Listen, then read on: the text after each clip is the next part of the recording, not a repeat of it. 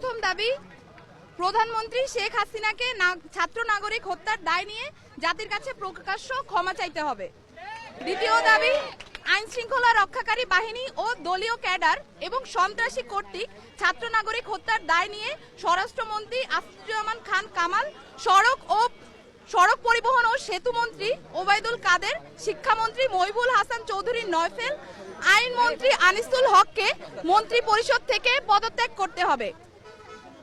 Internet shutdown করে দেশে digital crackdown করায় তথ্য প্রতিমন্ত্রী জুনায়েদ আহমেদ পলককে পদত্যাগ করতে হবে।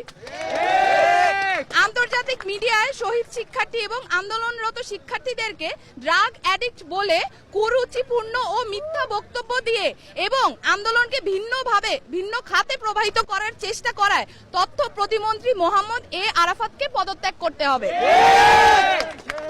ঢাকা দাবি নাম্বার